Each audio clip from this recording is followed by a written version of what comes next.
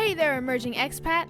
You're tuned in to Let's Move to Portugal. I'm Victoria from Expats Everywhere's podcast, and I have the distinct honor of bringing you, YouTube travelers, and our resident Portugal experts, Expats Everywhere's Josh and Kalie.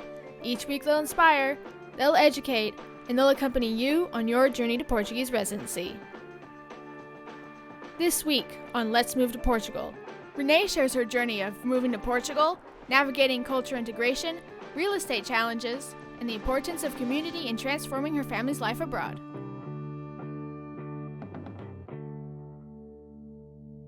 Hey expats and travelers, welcome back to Expats Everywhere presents Let's Move to Portugal podcast. Kalie, how you doing? I'm doing well. Recovering from the Halloween party last night. It was a lot of fun. A good turnout, food, music, drinks, games, costumes. It was actually a lot of fun. But yes, now back into the routine. I think I always talk about the routine on the podcast. I don't know. Well, you say what routine? Is like no routine. Yeah. How are you doing? I'm doing well. I'm a little tired, not going to lie. I had a really good time. You put together a very good event. Travis at Scoundrel Distilling Co. Also was an amazing host. His space is so good for stuff like this. And then Anna, who cooked for everybody. It was cool. It seemed like people enjoyed themselves, and if you did and you're listening to this, then let us know in the comment section if you give it 2 thumbs up or not. But just to give you an indication of what this podcast is like, we start out with our intro, and then we slide into what we call the weekly welcome, where we run you up to speed on what's happening in the world of expats everywhere, before diving into the main point of this podcast, which is an interview with a lady named Renee. All right, so let's do the update then. Yeah. What do we have going on this week? Well, channel-wise, we put out a lot of content this week, and I apologize for that if you felt overwhelmed by our content. But there's been a massive response in terms of just views and people consuming it, and people seeing us out on the street being like, hey, I listened to the podcast, or hey, I watched your video today. Great job. So because Josh actually finished the next video for Let's Get Building. Yes. Because again, we always talk about, it's coming out soon, but last week we said it's coming out, and it actually did come out. It actually came out. So that was episode 5. Episode 1, 2, 3, and 5 are all about our specific project. Episode 4 was a little taste of what our project might be by looking at one of our builder/architects projects that they recently finished. So we have episode 6 and 7 already recorded, and then I just have to start editing. I'm going to try to start this week. Yeah, I think the cadence of that channel is going to be like a little faster than this one. No. Oh. Every like 3 weeks, a video will come out. Okay. Really, because I don't think that there's enough to capture on a weekly basis to put out one a week. Yeah, so that's true. Yeah. If you haven't watched it, there is a bombshell in it, and I will not give it away, but there is a bombshell. So head over there and see what has happened to our property.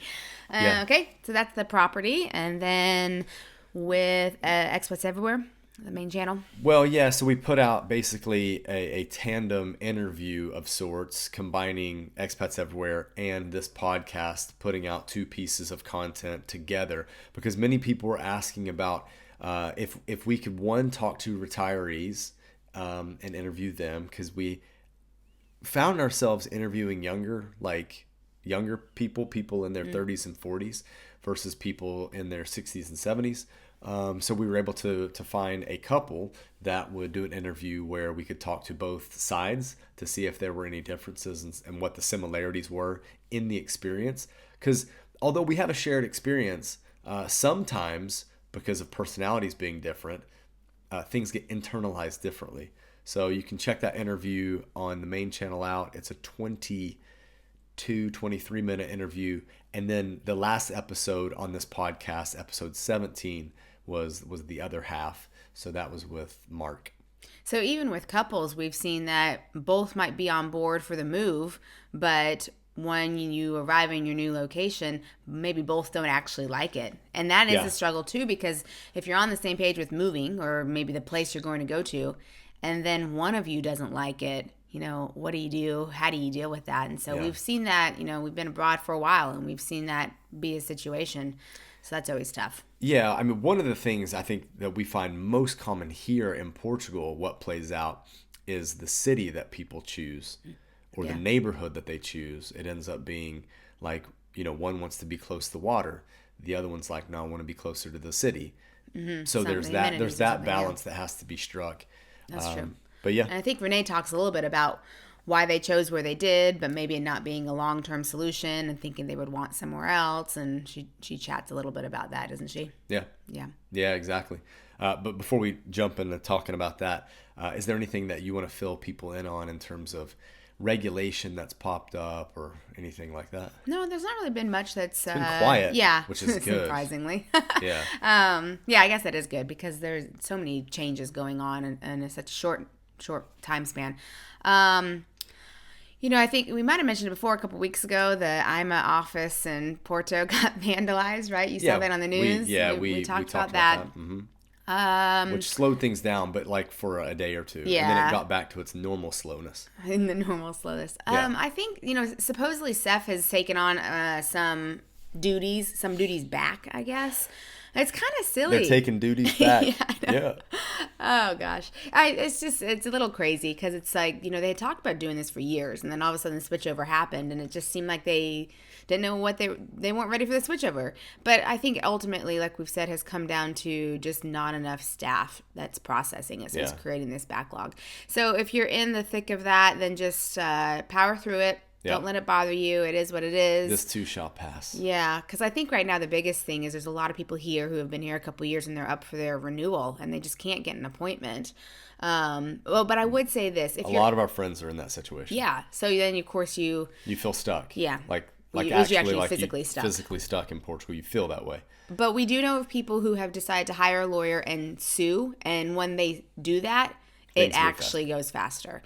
Yeah. So that is an option. Good call. And, when we speak about lawyers here, it's not as scary and as expensive as in the States. So, and it does also, another thing to note, it does not make or break your approval or denial because you're suing. They don't take that into consideration. What happens is the people who are doing that, their applications, whether it's the first one or the renewal, just gets moved to the top of the pile, I guess you could say, because they have had a lawyer intervene at that level. Yeah. Yeah, no, that's a good call. That's a good bit of advice. In terms of like local events or any festivals happening, and obviously like Halloween's on the horizon. We just did our party. Mm-hmm. I think I have noticed this year there has been more places decorated for Halloween in years past. So I'll be interested to report back next week, right, and talk about like what actually happened during Halloween and how it was celebrated here. There's still and then there's All Saints Day, which I believe is holiday, the 1st of November. No school. The day after Halloween. So yeah. I think for Halloween there are different websites and apps, and then on Instagram people are posting different routes of like for trick or treating and everything. I do know, like Matosinhos has an area where you can put that you will have candy, so kids can trick or treat. I think that's good. So organized. Yeah, because it's hard to know. Like if you're in the city in Porto, there might be a building with a lot of apartments, but you don't know how many people actually have candy. So you just don't want to, I guess, go knocking and then only get one or two that actually open. Because It's funny, I do know some people who are like, I'll have candy, so we're thinking about, well, should we take Sia there? But then it might just be like one person in the building, so how much do we want to traipse around looking for that? So could be worth it. Yeah, well, we'll do something. We'll definitely do something, but we'll see what it is. But it does seem like it's picking up a bit more steam because it is more decorated. But also, a lot of places are already decorated and have Christmas stuff out too, I've noticed. Yeah. So obviously more popular. I did want to make one note before we chat about Renee. So we had the Halloween party. The next open meetup is probably going to be around the beginning of December. Yeah. So just be on the lookout for that. You can be on the newsletter or you can write us for information about it, but we'll be doing that probably beginning of December. And that will be an open meetup, so different than the ticketed event that we just had. But yep, be on the lookout for that. Yeah, and the last thing I wanted to mention was that obviously most of you, I would say most, if not everybody, knows that the U.S. election is coming up. So we do have a video that's loosely related about the election that's coming out on Saturday. And then we'll see next week. Well, we'll be leading into the election next week. Mm-hmm. So if you haven't voted, get out there and vote. And if you don't want to vote, don't vote. It's fine. But you can do it if you're an expat. You can definitely do it by absentee ballot. I mean, you're cutting it short. You're at a time. You probably if you haven't already, put in that you're doing it, then you kind of have time. Not be able to, but we did a podcast about that. Yeah, you have to register in a certain time. So, but yeah, you can do that. Okay, so Renee, we talked. I spoke with Renee about her family and how they moved to Portugal after taking a scouting trip. And one of the reasons why she wanted to move to Porto, so we discussed that. And then a big one, which kind of resonated with me, was they moved to Portugal and then they had an unexpected employment change. So it was like we talked a bit about the challenges that they dealt with transitioning through that period, which was super interesting. That happens though, right? Well, it's happened to quite a few people that we've known. I mean, I'm thinking of at least half a dozen people just top of mind that this has happened to. It's real, because sometimes what happens is you move and then your employer's like, yeah, this isn't working. HR wise, we don't want to figure out how to pay you now or work in Portugal or whatever. So it's tricky. Yep. So that's interesting because it could happen. That could happen if you are coming with a job. Yeah. So, and then also they've been looking maybe to buy, looking around. So there's always... And she's very nervous about it, and probably rightfully so. Yeah, rightfully so. Don't we know? And we talked through that, and I didn't want to talk her off the ledge. I wanted just to let her talk through the process. We've done that off camera as well with Renee. Yep. So it's been good.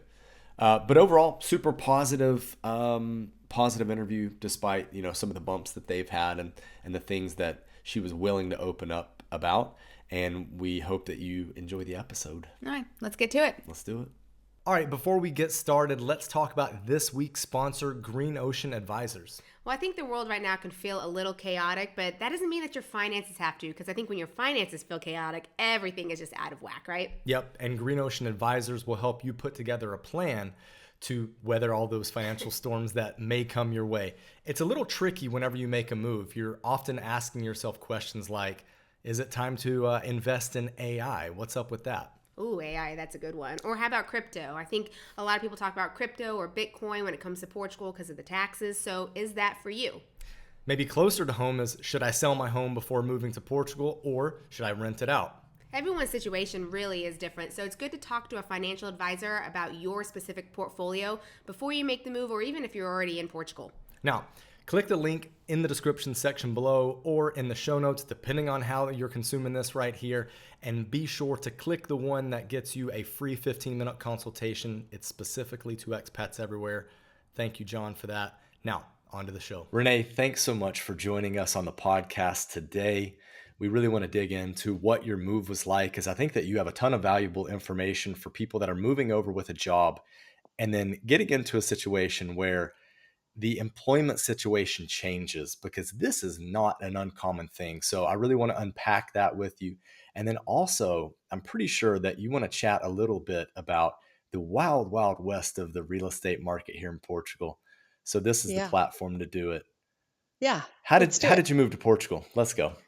Well, we did a scouting trip in December of 2022, and we had a relocation company in mind. They did a tour of Porto with us through various neighborhoods that they thought we might enjoy, and it was a pretty good feel for it. And then we went to a number of different towns. We went to Braga, and you know how Kalie talks about like a vibe. Yes. It was beautiful and really great on paper, but like super not my vibe.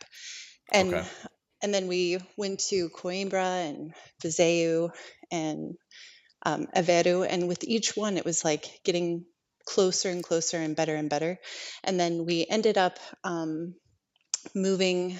We decided that we would land in Porto, specifically because we thought this was our first international move.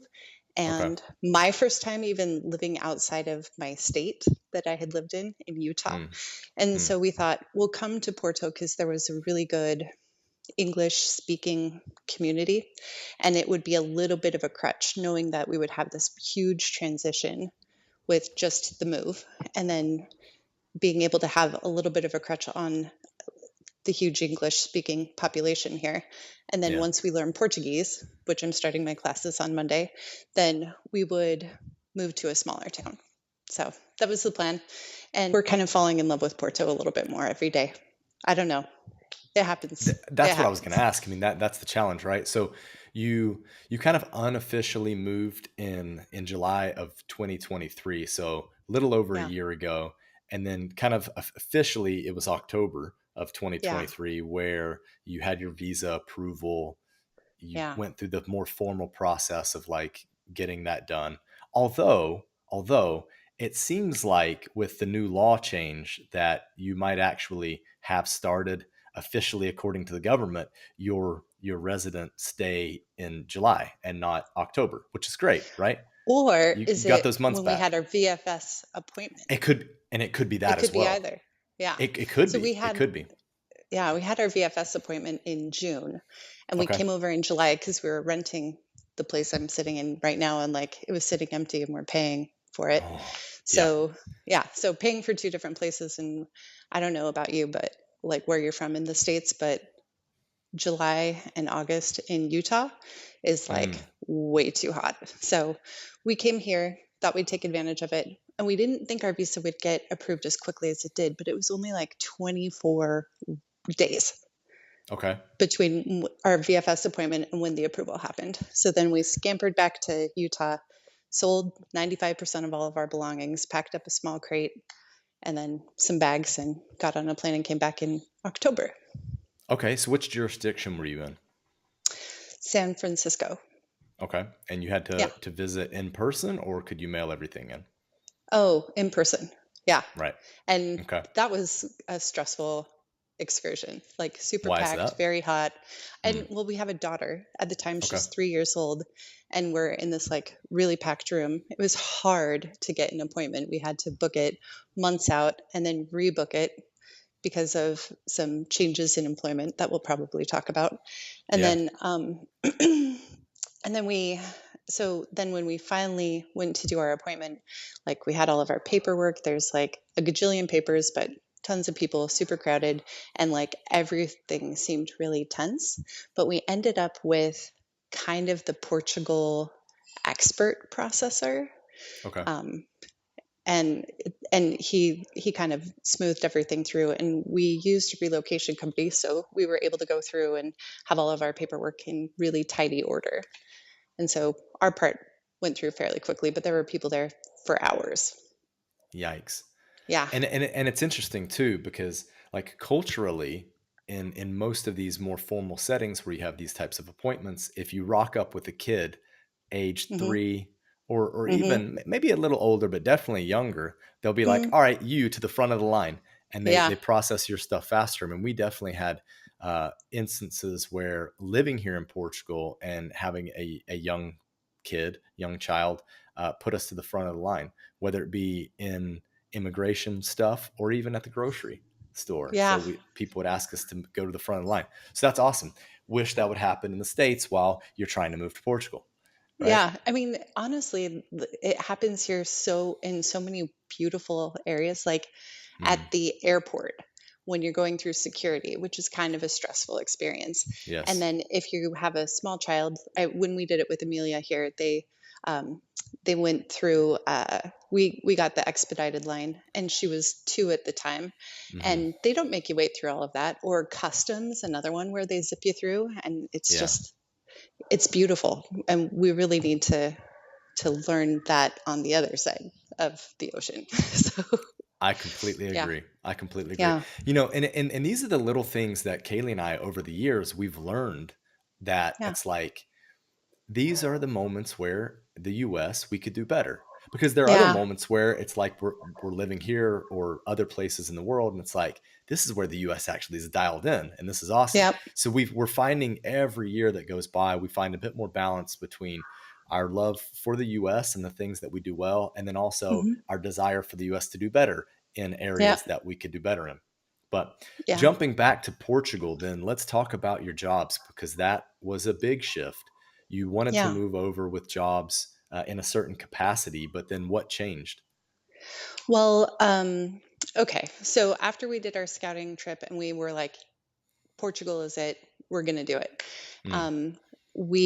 I put in my notice for my job because we had decades of crap in our house and a lot of work we needed to do just to unwind our life. And it was like so much stuff. And it was just an insane amount of work. So I wanted to step away from my job. I gave my notice, and then my husband is like the main breadwinner in our family, and so he was going to continue his job there. And then so I stopped in February, and then in April, we signed a lease on the place we're living in now. And a week later, he had set up some time because his leader or his boss at his job was kind of dragging his feet on signing the document that you need to for your visa appointment, saying that it's okay to work in Portugal. Mm-hmm. And so he put an appointment on the calendar and then quickly got an impromptu meeting and then was let go of his job. And so it's just like, it was kind of all the air was taken out of our sails. And it was just kind of a gut punch too, because we had been working really hard. We'd taken a lot of chances.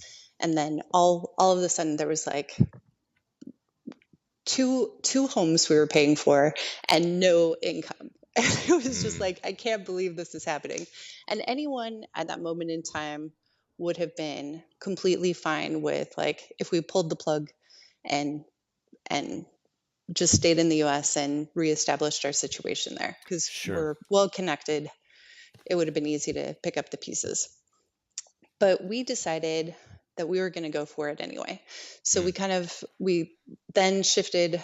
I picked up contract work, so a 1099 consulting job for the airline that I had just left. They hadn't filled my position yet. And which I thought was really convenient because, yeah. And, the whole thing. So there's no super onboarding process and get that. Like, it was great. And so I picked up some work there and then continued doing it over here. And then once we had moved over, and then he just sort of drew on some investment accounts that we had set up and then used that as income for a Vanguard account as income, and then applied for a passive income visa. So I actually ended up applying for the remote worker visa. He ended up applying for the D7 passive income visa. And then our daughter ended up getting the family reunification visa. And so 3 different visa types as we went through the process. Okay. So was that something recommended by the company or? Yeah, the relocation company we could have just done it off of just the investment income and then done the D7, all of us. Yeah. And then I just got kind of nervous and I was like, I feel like we need some income. So, but looking back on it, we could have gone really either way. Yeah. So, but using the investment income was a recommendation for them, and then shifting that approach. And honestly, it was like, I thought it worked out great. So let me ask, ask this before we jump into the employment situation. We hear a lot of people that are using the investment income, like going that route in terms of passive income, but you all aren't retirement age, so it's not drawing from Social Security or anything. So if you don't mind me asking, was it like rental income or like dividends, or what was it? A Vanguard account. So so it's just Yeah, nice. Just being able to go through and transfer money from that into our checking account, proving income that way. But then, we're not retirement age. So we had to go through and explain our situation. And we did that under the letter of intent of explaining that this is why our taxes look this way for the last 2 years. And then this is our current situation.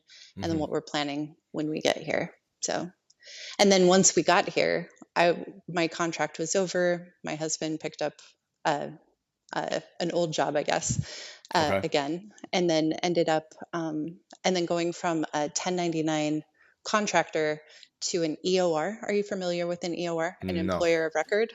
Okay. So it's a really interesting thing. So if you're a 1099 contractor, it's really like the ideal situation. You end up with your US wages and US benefits, or no benefits really.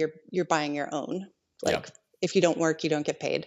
So and then you're paying for your own insurance separately and all of that stuff. So you don't get the W-2 employee benefits. And then with a Portuguese EOR, so they have like these entities that are set up to handle all of the HR stuff, and they are called an employer of record. So technically he works for this employer of record that contracts all of their HR stuff for the company he works for. And he started as a 1099 directly with the company and then moved over to an EOR. When you do that, you become a Portuguese employee, and you also take on like Portuguese cost of labor wages associated with it. So a lot of folks, you're doing great with your like 1099 work. Yeah. And then you're making US income. Yeah. And then you're making a Portuguese income. And so he took like a 40% pay reduction during that shift over. But we knew that would probably happen to some capacity. And as we talked about it, and I feel like totally worth it. Like the quality of life that we have here and the experience we have here was worth all of the stress of going through like unemployment, which we turned into fun employment, and then moving over into doing a 1099 and then to the EOR. This has been the best year of our life. And that's awesome to hear. That's awesome to hear. If you don't mind me bluntly asking then, was there a 40% reduction then in terms of your living expenses? Like, would you say that they kind of compensated each other? Whereby if you had stayed in the US, you would have needed a certain income level, but by dropping it 40%, now it's like a wash. Yeah. Did you find that? Our cost of living has dropped significantly. What I will say is that housing, and we came from Salt Lake City, Utah, and housing costs have like gone through the roof there, but we owned a home. So that ended up working out fine for us in the move. But then coming over here, the cost of housing is about the same. At least for us, but all of our other costs have come way, way down. So things like our daughter's private school that she goes to, getting the same equivalent of quality of education in the US, where she has got like an incredible setup, great extracurricular activities, all of that would cost us probably 7 times more. Oof. I mean, like to get the same thing, to get something kind of close, we could do at least like 3 times more. So because so like, that's really great. In the States, it's like university tuition. It's crazy how like you're talking about like thousands a month, right? You're like, here, let me give you half of my income, and in exchange, you can give me like a new virus every 3 weeks. So, that's funny. Some other weird sickness every 3 weeks. So, but here it's been incredible. Like her school is great, but then also our cost of food. We opted not to bring our car over. We sold it because we find like where we live, it's inconvenient to have a car. It would be more inconvenient to have a car than to have one, because just with parking and everything. So we take a lot of public transport. It's extremely walkable. So so let's talk about that. You initially started out by saying your origin story of moving to Portugal was about doing a relocation trip where you first started in Braga and then you tried out a few other places, and then you ended up in Porto, and it's like, well, Porto seems like it could be a soft landing spot. And then now you're like, I don't want to move. What was it about first? Now I love it. Well, yeah, exactly. What was it first about Braga where it wasn't your vibe? I feel bad for using that term around you though, because anyway, because I know it's a Kalie term. It's a Kalie term. She's rubbing off on me. You can have it too. So we went there, and I love historic city centers. And it's beautiful, it's walkable, but something about it just felt like a little bit, and it's only me, it just felt a little bit oppressive. And I don't know how to explain that any other way, and I know it's only me, but for me, it just wasn't my thing. I didn't see it. It just didn't have the right feel. But then on the next place we went to, Coimbra, like there were a lot of families, and like it was really, the Christmas season was starting. It was really joyful, and the lights went up. and it just little by little. And Viseu, I think, is a hidden gem. Like Okay. really, I'm surprised more people don't want to go there, but it was also wonderful. So What did you like then about Viseu? I like the people. I like the surrounding nature, Okay. Yeah, like the it forests is and more everything. rural for sure. Hmm. But it had like a mellow vibe, but it was still really lovely. And then Aveiro, when we stopped there just so I needed to go to Anadia which is a little town in Aveiro, to get my mother's birth certificate. And she wanted to look into applying for citizenship and being able to join us as she wanted to. And that didn't work out because it's very difficult to get through that whole process. Yeah. But she, while we were there, I just stopped in Aveiro, and where my great grandfather is from, that area, and it was so beautiful walking along the canal and the historic center, and I was like, wow, this is amazing. And that felt really good. And there's I only like been one Aveiro. other small town, or small, I would say mid-sized city, that I've liked as much as Aveiro, which is Viana do Castelo. And Like Viana do Castelo as well. so good. It's Yeah. so good. Yeah. It's missing a couple of things, though. I think it's missing good public transportation in the city. And sure. then, like, Agreed. one thing that we have a lot of in Porto that I really, really love, but I noticed is missing in Viana, is the artists. There are a lot of artists in, especially the area that we live.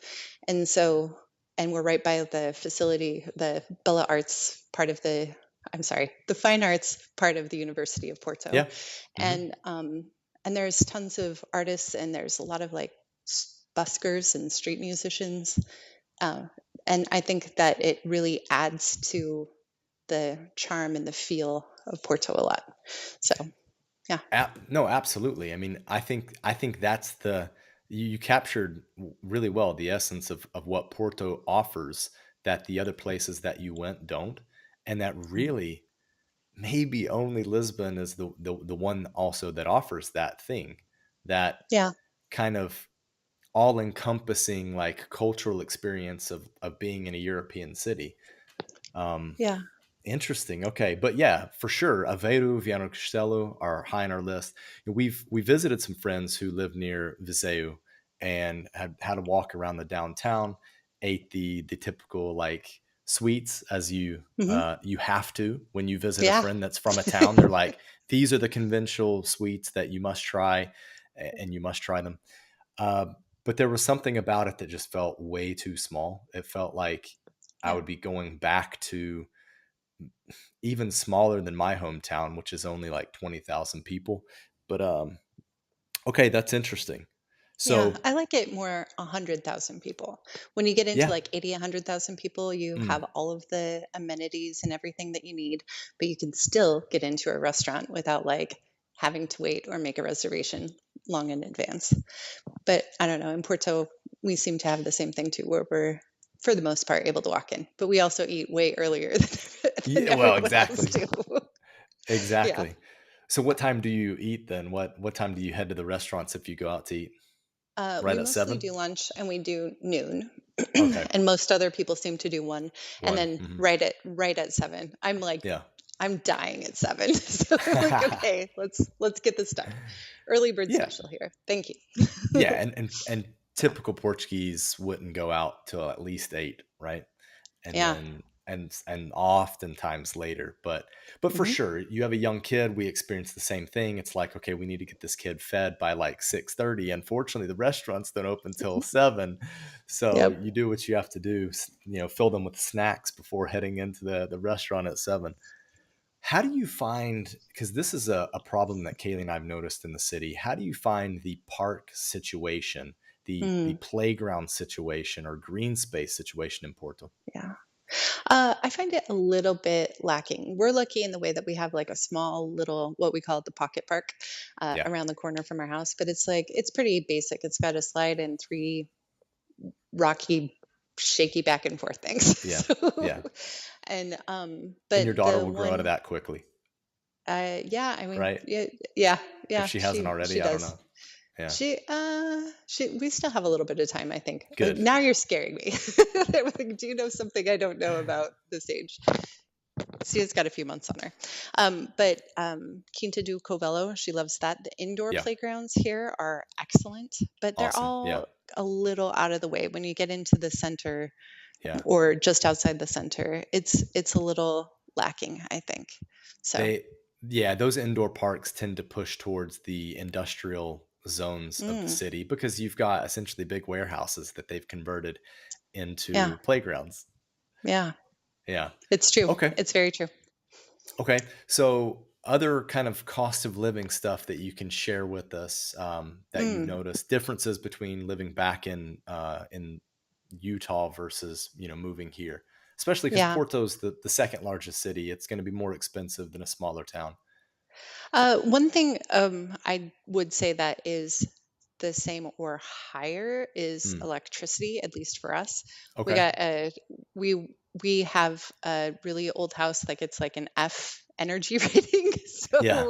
So this is important for people who are moving here. You don't think it's a big deal until December comes and you're like, okay, I'm going to put on my sweaters and my slippers and we'll turn on the heat in the rooms we're in.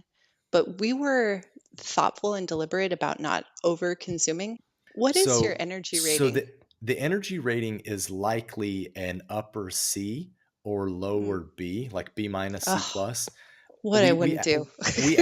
we asked our landlord about this, and he couldn't remember off the top of his head when he bought the property, but that's what he seems to remember. It's not a new building. So it's not like got the latest and greatest technology when it comes to insulation, but I think it does benefit from the fact that we have fairly large windows that are south facing, and therefore that solar exposure really helps keep the place warm. I can imagine, but go ahead. I would say that it is, we really did only heat the rooms we were in. Yeah. And so that I was pretty surprising. And the energy rating, in order to get an A energy rating, the property needs to be able to generate its own. So you have to have like solar panels or something like that. Yeah. So really great insulation, really good windows, and then solar on top of it. So. Yep. Yeah. Okay. So this is a perfect time to shift into talking about real estate in Portugal, because energy ratings are a thing. They're a thing that you need to know when you buy a place. And then also to take benefit from some of the tax breaks. You also need to know the energy rating. So what do you want to talk about with real estate? This is your time to this is Q&A. This is where I know enough to be dangerous. I'm not an expert, but I'm only started dipping my toes in what I've seen. I'm like, this is insanity. Yeah. So first off, we started looking at a house down the street from our rental, and we really liked it. It checked all of our boxes, good space, did everything we wanted, looked like it had pretty good finishes. We would only need to change a couple of things to make it work well. So we reached out to a realtor who came from like a fairly trusted source. And what we discovered, she was on vacation. Her partner was working on getting us a showing.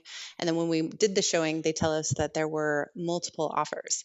So I use quotations there for your listeners on Spotify or whatever that's not visual, but multiple offers. So I've since learned that there are multiple offers on like every listing. So, and it could be legitimate because it could be legitimate because it is an in-demand market. So you could have multiple offers that way. But I, after learning what I've learned, would look at it with some skepticism. So, absolutely. Yeah. So they use that often. And also realtors here, they aren't actually bound by like same code of ethics that you would expect in the United States. So they can say there's multiple offers when there aren't legitimately multiple offers, in the same way that you and I would refer to it, where you've actually signed an offer letter, you've put it in, and now you've got competing situation. Is that fair to say? Yeah, absolutely.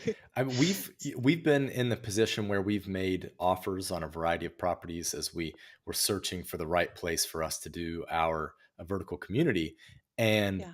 all but one of the properties had other offers that were put in mysteriously around the same time ours was, even though the property's been sitting for sale for months and months and months. There was one, in Yep. fact, that was listed for over 18 months and hadn't sold.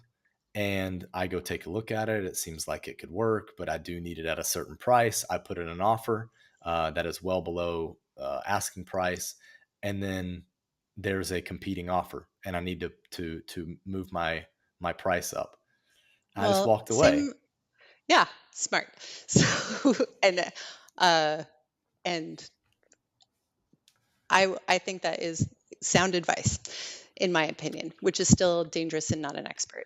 So we also submitted an offer. They let us know that there was a competing offer, so we upped our offer slightly. But we looked at the prices here, and this is another thing that your listeners should really tune into. The listed prices here might seem totally reasonable. Mhm. Particularly for a North American audience, like Americans, Yes. Canadians. And you might think like that's totally normal. Uh, And and I have heard from multiple sources that Portuguese people offer way lower than the asking listed price. So you might, and I've heard it ranges anywhere from 5% lower to 25% lower. And Hmm. the normal range for a local is between 10 and 15% Hmm. lower than the asking price. Hmm. But foreigners, particularly from North America, are going to say, that looks like a steal. Like Yeah. that's a reasonable price. That's a good house. And then naively offering a much higher price, driving up the costs for all of the locals that you want to be around, that you want to live around, and making it unaffordable for them to be able to live in the neighborhood. So, I mean, we were very close to doing that until we ended up getting an inspection, which most Portuguese folks don't do, Right. and got a list of fixes that we needed. And then when we looked at the cost, and then you looked at the 5 to 8% taxes and fees that you need to put on top of it and the fixes, we were like, that's too much. Yeah. So they circled back around. And when we pulled our offer and they said, well, you can offer a much lower price. And I'm like, what about this other offer that you had in? And they Right. kind of come clean in not so many words that there was no other offer. So Yeah. long story short, realtors here, they get 5% commission to basically show a house, but they don't have, a lot of them don't have licensing. They're like Right. consultants, and so they don't have to worry about board removal for bad behavior. And they can fudge some things on not necessarily disclosing what they should about a property to a buyer. So Hmm. I feel like proceed with caution. What Yeah, do for you sure. think Yeah. about for sale by owners? Is that something that's done here? Oh, it's something that's done here for sure. It's from what we've noticed, it's usually more often done in rural settings compared to Hmm. the city, but it's still done in the city as well. Um, Part of it is because people don't want to pay the real estate commissions, so Well, they yeah. would I mean, they would if all they're doing yeah, is showing a yeah, place and yeah. then like not being forthright and acting with integrity. So, Yeah, yeah. yeah. I mean, if it's like if all it takes to sell a property is to load the listing onto Idealista, which Yeah. is a website that gets used quite often here in Portugal to list. It is not, there's no MLS here. Um, so either you put your profile on Idealista and load the property on there, and or have a sign created with a contact number and you put for sale on the building or on the apartment. If that's all it takes to start generating calls and finding potential buyers, then yeah, I mean, I can see why people want to skip out on the 5% commission. The problem with that is that in general, if you have a good realtor, they're going to go through and do some of the due diligence that needs to be done so that the property acquisition goes smoothly. Hmm. But this is also where it gets very tricky if you're doing for sale by owner and you're doing an all cash sale. Mm. To me, that's like the most dangerous cocktail, because Yeah. you won't have enough due diligence done to know and be secure that you're buying what you think you're buying. If you have a bank involved, they're going to do a lot of that due diligence because they want to secure the investment, because they're lending you the money to buy the asset. And the asset is the thing that is really what's on the line. So if you default, they keep the property. And if the Yeah. property is not titled correctly, it's not what you think it is, and then they're stuck with some, you know, crummy asset, then that's on Yep. them. So, Yeah. so yes, So for you sale wouldn't by owner recommend a for exists. sale by owner with cash, but maybe a for sale by owner with a bank involved, and then Yeah. for sure a lawyer, because the lawyer Yes. does a lot of the heavy lifting when it comes Yeah. to all of making sure everything's in good working order. Absolutely. Yeah. I mean, it's how Yeah. we purchase the property that we have for our vertical community. So we purchased a property from a group of investors that they're investors / architects. At least one or two of them helped design the property and then get that plan pushed through City Hall over a course of, I don't know, probably a year and a half. But they ended up selling the property without a realtor. They had listed it for a while with a realtor. I think they went through 2 different realtors actually, and none of them got an interested buyer. They dropped their price a little bit. They dropped the realtors so they could save that 5%. And then along I came with a buyer's agent to help on our side to represent us, and then we purchased the property directly from them. There were issues in that process. So, for example, the paperwork wasn't as clean as it needed to be. There were a lot of emails flying around between the 3 different owners and our side, when really what should have happened is the realtor on their side, the seller's realtor, should have been the one to provide all the documents. And anytime documents were asked for, they would collect the documents from the sellers and then present it to the buyer's side. But instead it was coming from one of the 3 owners to us, and some emails got lost, which delayed the process or made it more challenging. Yeah. And they were also living abroad. So it was a bit of a mess. It really was. Yeah. But these are the different circumstances one can run into when purchasing property here. Yeah. So build in more time, some good Absolutely. safeguards. Absolutely. Use bank A massive so that mistake. they vet all of that. Yeah, massive mistake that we had is I was being way too optimistic with how quickly we could close, not realizing all of the little things that could hold up a closing, all of the little things, little details that would need to get ironed out to sign a contract. And, you could have 24 to 48 hours go by without the correct communication being done to get one detail in a contract changed. And that can eat up a week, 2 weeks, 3 weeks really quickly when one by one you work through the details instead of it like all happening at once. So, Yeah. Well, yeah, I feel a little nervous to get back out there and continue looking for anything, because it's like I want to make sure that we're getting something that has good value and there are no public postings of actual sold prices. You can only see asking prices. like And then on an also MLS. making sure, yeah. And also making sure that we get like good quality construction. Yeah. And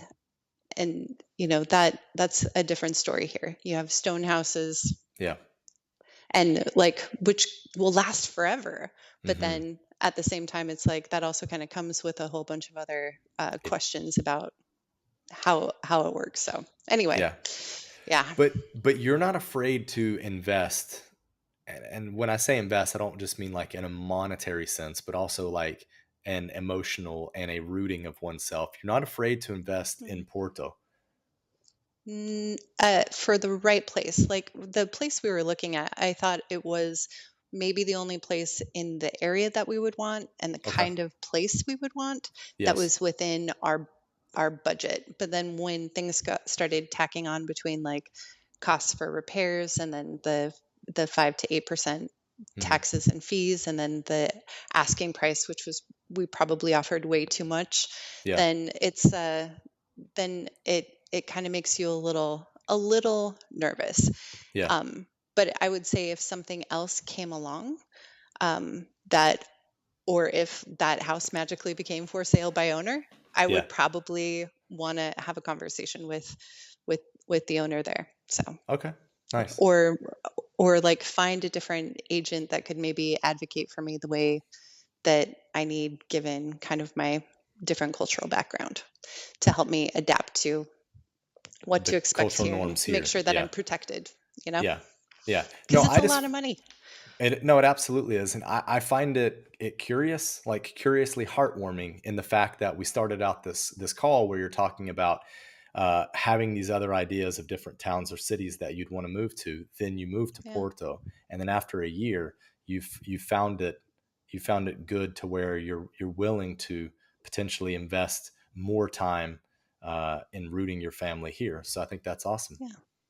Well, I will say that as a general blanket statement of the North, we've spent a little bit of time in Lisbon as well, but the people of the Portuguese people are really nice. People in the North are the most kind, patient, helpful people I've encountered in my life. And I worked for an airline for almost 20 years, so I've traveled pretty extensively, and the people here are just amazing. And so when you think about quality of life and the people you want to be around, Mm-hmm. these are the people I want to be around. Yeah, So these are my people too, 100%. they're so good. They are so good. Yeah. Renee, Yeah. go ahead. I've been just thinking a lot about, like, how do I give back to this community that's been Yeah. so welcoming and so helpful and so kind. For the most part, like, we've had nothing but positive experiences since we got here. Yes. We've had some like questionable real estate experiences, but the rest of our experience moving here has